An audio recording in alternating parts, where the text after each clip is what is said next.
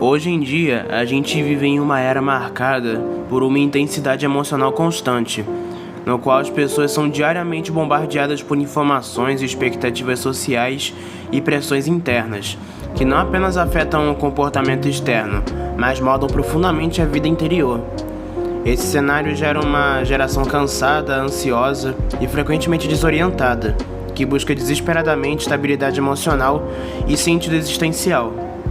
Nesse contexto, cresce o interesse por filosofias antigas, que prometem oferecer clareza, ordem e controle em meio ao caos contemporâneo, funcionando quase como âncoras para a mente humana. Entre essas filosofias, o estoicismo tem se destacado de maneira significativa, sendo resgatado em livros, cursos, redes sociais e até no ambiente corporativo como um caminho para alcançar equilíbrio emocional e disciplina pessoal. Seus ensinamentos centrados no autocontrole, na aceitação das circunstâncias e na racionalidade parecem oferecer respostas práticas para o sofrimento humano.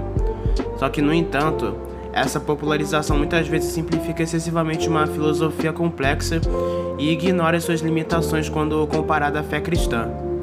Essa busca moderna por sabedoria antiga revela algo profundo sobre a condição humana, o desejo de encontrar sentido, direção e estabilidade em meio às incertezas da vida.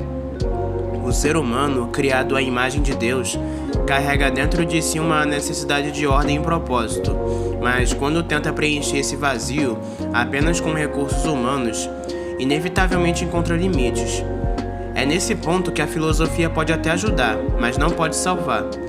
Para o cristão, essa busca precisa ser guiada por discernimento espiritual, porque nem toda filosofia que parece útil é de fato compatível com a verdade revelada nas Escrituras. A palavra de Deus não apenas orienta, mas também confronta e corrige, revelando que a sabedoria humana, embora valiosa em certos aspectos, é insuficiente para tratar das questões mais profundas da alma. A fé cristã não rejeita automaticamente todo o pensamento externo, não, mas também não aceita qualquer ideia sem avaliação cuidadosa. Ao longo da história bíblica, vemos o povo de Deus interagindo com diferentes culturas e ideias, sendo constantemente chamado a permanecer fiel à vontade divina enquanto vive em um mundo plural. A orientação bíblica de examinar tudo e reter o que é bom exige maturidade espiritual e compromisso com a verdade. Isso implica um processo ativo de reflexão, no qual o cristão compara qualquer filosofia com a revelação de Deus, filtrando o que é compatível e rejeitando o que contradiz os princípios bíblicos. Nesse contexto, compreender o estoicismo de forma profunda se torna essencial. Não basta conhecer frases motivacionais, ou até mesmo conceitos superficiais. É necessário entender sua base, suas implicações e seus limites, especialmente quando se trata de sua visão sobre o ser humano, Deus e o sofrimento.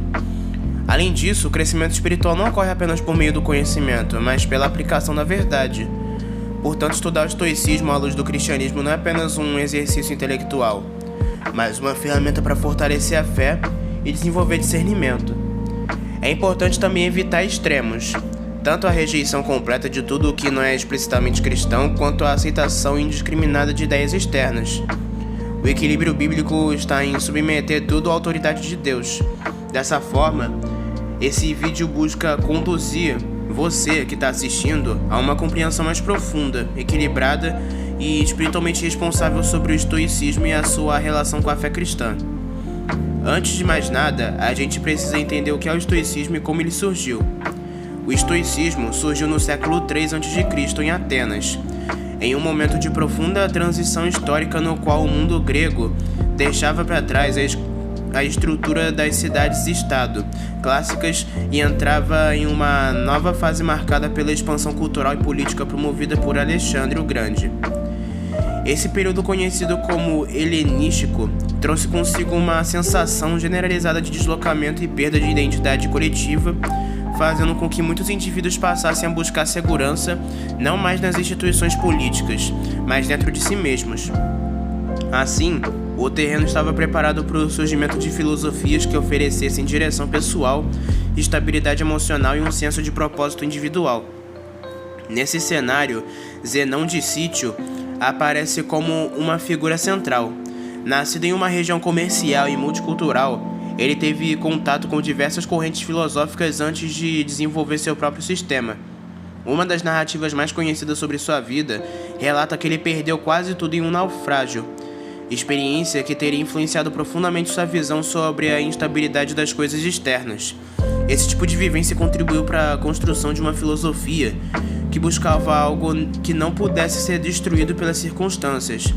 No caso, é a virtude interior. Ao chegar em Atenas, Zenão passou a estudar com diferentes escolas filosóficas, absorvendo ideias alcínicos, dos socráticos e de outras tradições. No entanto, ele não se limitou a repetir esses ensinamentos, mas os organizou em um sistema coerente e estruturado. Sua proposta não era apenas teórica, mas profundamente prática, voltada para a formação de um caráter firme diante das adversidades da vida. O local onde Zenão ensinava, conhecido como Stoa Poikile, não era apenas um espaço físico, mas também um símbolo do caráter público e acessível de sua filosofia.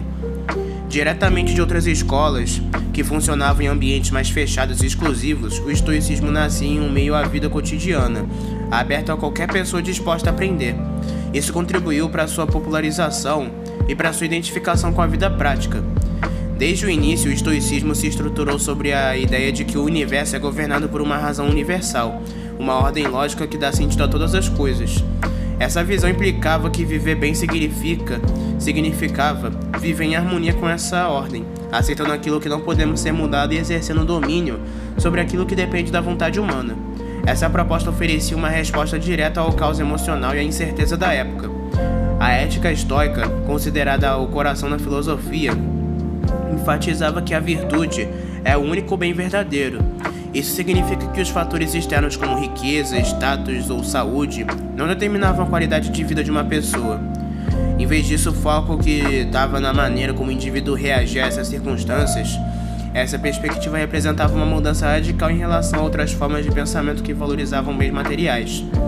As 4 virtudes cardinais, sabedoria, justiça, coragem e temperança, não eram vistas apenas como ideais abstratos, mas como qualidades que deveriam ser desenvolvidas diariamente. Cada uma delas desempenhava um papel específico na formação do caráter, ajudando o indivíduo a tomar decisões corretas, agir de forma justa, enfrentar dificuldades com firmeza e manter equilíbrio emocional. Com o desenvolvimento da escola estoica, os seus ensinamentos foram organizados em 3 áreas principais: lógica, física e ética. A lógica era responsável por ensinar o pensamento correto e evitar erros de julgamento. A física tratava da compreensão do universo e da sua ordem, e a ética aplicava esses conhecimentos à vida prática. Essa estrutura mostrava que o estoicismo não era apenas um conjunto de ideias soltas, mas também um sistema filosófico bem completo. O conceito de logos desempenhava um papel central nessa visão. Para os estoicos, os logos eram a razão divina que permeava o universo, organizando todas as coisas de forma coerente. Embora essa ideia tenha certa semelhança superficial com conceitos teológicos, ela permanecia impessoal, sem abrir espaço para um relacionamento com Deus, como é apresentado na fé cristã. À medida que o estoicismo se espalhava pelo mundo helenístico, ele passou a atrair seguidores de diferentes contextos sociais. A sua proposta de estabilidade interior e independência emocional era especialmente atraente em um mundo marcado por mudanças rápidas e imprevisíveis. Em Roma, a filosofia deixou de ser apenas uma reflexão intelectual e passou a ser aplicada diretamente na vida pública, influenciando líderes políticos e cidadãos comuns. Sêneca destacou nesse contexto como um dos principais representantes do estoicismo romano. Sua vida marcada por envolvimento político e desafios pessoais refletia a tensão entre teoria e prática. Em seus escritos, ele abordava temas como riqueza, poder, morte e sofrimento, sempre enfatizando a importância de manter a integridade moral em meio às pressões externas. Epiteto, por sua vez, trouxe uma contribuição ainda mais profunda em enfatizar a liberdade interior. Tendo vivido como escravo, ele compreendia de forma prática que as circunstâncias externas não determinavam a verdadeira liberdade.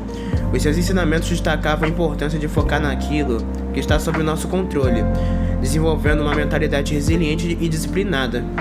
A sua abordagem influenciou profundamente gerações posteriores, especialmente por sua clareza e aplicabilidade.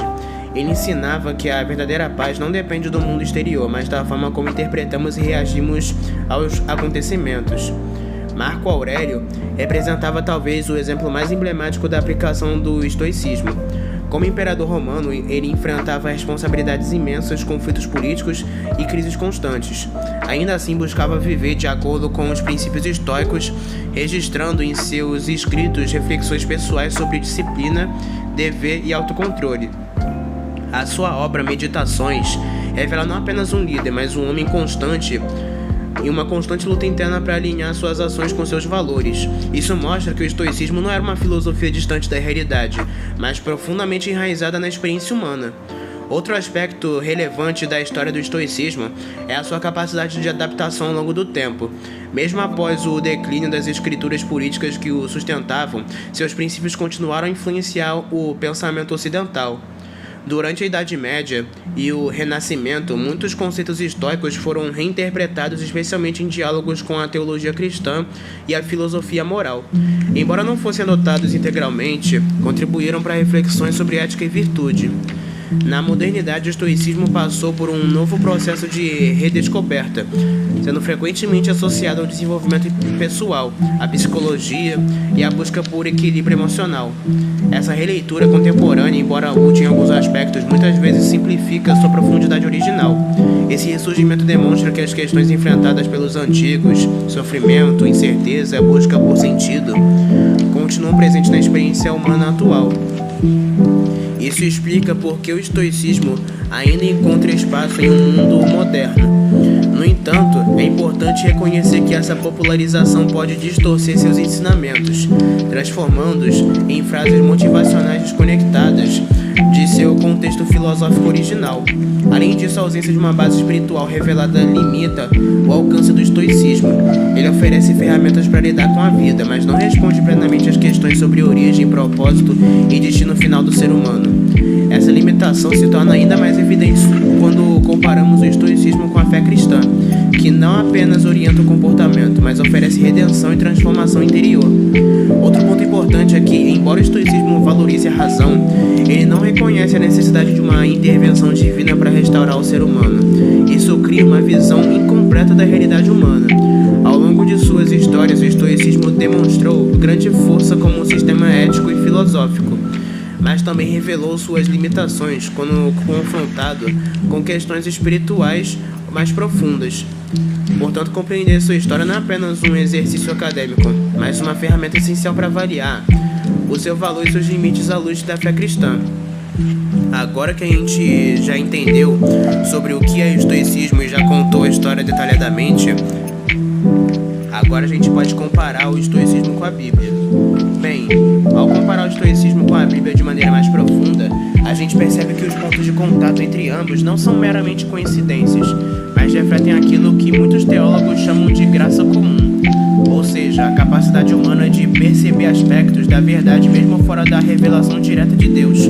Isso explica por que ideias como domínio próprio, disciplina e perseverança aparecem tanto no pensamento estoico quanto nas escrituras.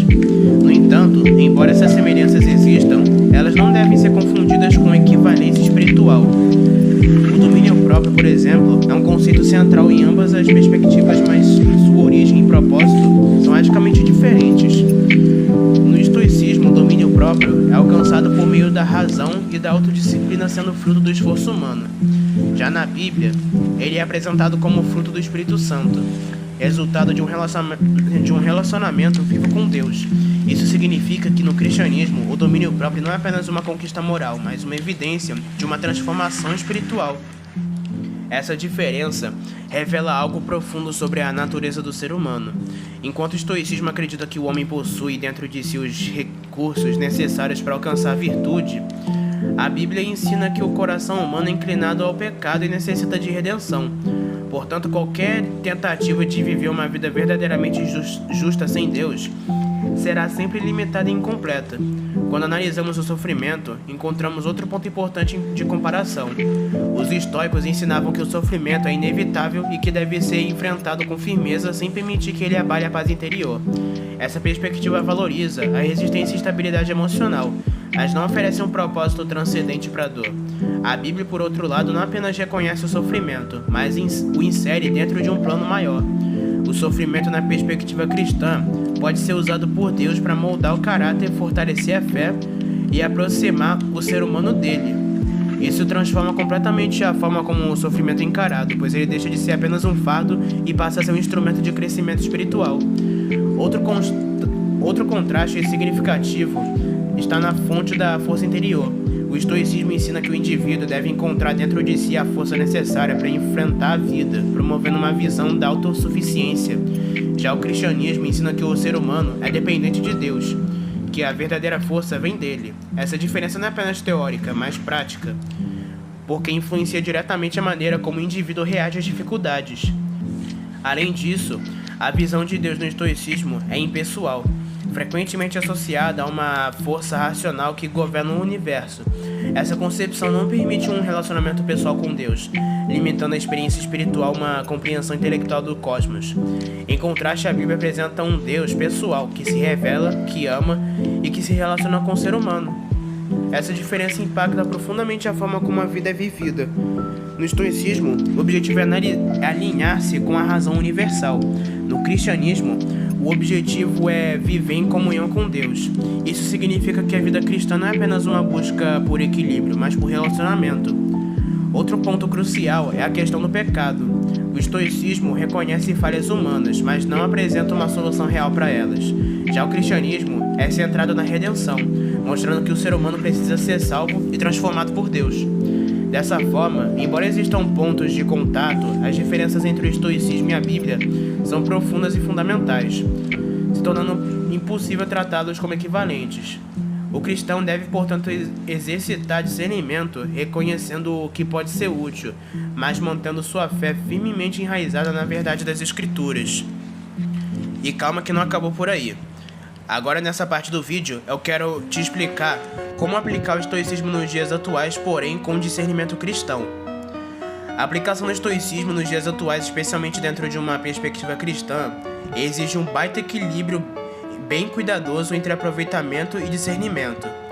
Em um mundo marcado por ansiedade, estabilidade emocional e excesso de estímulos, os principais estoicos podem parecer extremamente atraentes, oferecendo uma sensação de controle e estabilidade. No entanto, o cristão precisa ir além da aparência prática e avaliar o fundamento espiritual de cada ensinamento. Um dos conceitos mais úteis do estoicismo é a distinção entre aquilo que está sob o nosso controle e aquilo que não está. Essa ideia pode ajudar significativamente na redução da ansiedade, pois ensina o indivíduo a não gastar energia com aquilo que não pode mudar. Quando esse princípio é alinhado com a fé cristã, ele se transforma em confiança na soberania de Deus, permitindo que o cristão descanse na certeza de que Deus está no controle de todas as coisas. Entretanto, é importante lembrar que no cristianismo essa confiança não é baseada em resignação, mas em relacionamento. O cristão não apenas aceita as circunstâncias, mas confia em um Deus que governa e cuida da sua vida de forma pessoal e intencional. Um outro aspecto relevante é o desenvolvimento do domínio próprio. O estoicismo incentiva a disciplina e o controle emocional como meios de alcançar a estabilidade. No entanto, o cristão entende que o verdadeiro domínio próprio não vem apenas do esforço humano, mas da ação do Espírito Santo. Isso significa que a transformação não é apenas externa, mas interna e espiritual. A forma de lidar com o sofrimento também pode ser enriquecida por essa perspectiva. Enquanto o estoicismo ensina resistência, o cristianismo ensina esperança. O sofrimento não é apenas suportado, mas compreendido como parte do plano de Deus, que traz um significado mesmo em meio à dor. No entanto, existe um perigo real na aplicação indiscriminada do estoicismo, que é a autossuficiência. Em uma cultura que valoriza independência e controle, pode ser tentador adotar uma mentalidade de que o indivíduo pode resolver tudo sozinho. Essa ideia é contrária à essência da fé cristã, que ensina a dependência total de Deus. O cristão deve, portanto, ter cuidado para não substituir a fé por uma filosofia de vida. O estoicismo pode ser uma ferramenta, mas nunca deve se tornar um fundamento espiritual. Além disso, a renovação da mente do cristianismo não vai além da razão. Ela envolve uma transformação profunda operada por Deus, que muda não apenas a forma de pensar, mas também os desejos e motivações do coração. Outro ponto importante é a forma como lidamos com outras pessoas. O estoicismo tende a enfatizar a independência emocional, enquanto o cristianismo valoriza o amor, a compaixão e o relacionamento. Portanto, A aplicação do estoicismo deve ser feita com discernimento, sempre subordinada à verdade bíblica e ao relacionamento com Deus. E bom, a conclusão que eu chego é: depois dessa reflexão, fica bem evidente que o estoicismo, embora seja uma filosofia rica em ensinamentos práticos, não é suficiente para responder às questões mais profundas da existência humana. A sua ênfase no autocontrole e na resiliência oferece ferramentas úteis para lidar com a vida, mas não alcança a raiz do problema humano, que é espiritual. O cristianismo, por sua vez, não apenas orienta o comportamento externo, mas transforma o interior do ser humano. Ele não se limita a ensinar como viver melhor, mas oferece uma nova vida com Deus, baseada na graça e na redenção. Essa diferença é fundamental, pois revela que o problema humano não é apenas falta de disciplina, mas necessidade de transformação. Nenhuma filosofia pode substituir a obra de Deus no coração humano. Além disso, o estoicismo não oferece esperança eterna. Ele ensina a lidar com a vida presente, mas não responde de forma satisfatória às questões sobre o destino final do ser humano. O cristianismo, por outro lado, aponta para a vida eterna e para um relacionamento contínuo com Deus, oferecendo uma esperança que vai além das circunstâncias. Porque o ser humano ele só tem dois destinos, no caso o céu ou o inferno. Diante disso, o cristão é chamado para viver com discernimento, reconhecendo o valor de certos princípios, mas sem perder de vista a centralidade de Cristo. Isso exige maturidade espiritual, e conhecimento das Escrituras e sensibilidade à direção de Deus. O perigo não está apenas em rejeitar o que é bom, mas também em aceitar o que é incompleto como se fosse suficiente. Por isso, o cristão deve sempre avaliar qualquer filosofia à luz da verdade bíblica. No final, a verdadeira paz, propósito e salvação não se encontra em sistemas humanos, mas em Jesus, que é o caminho, a verdade e a vida.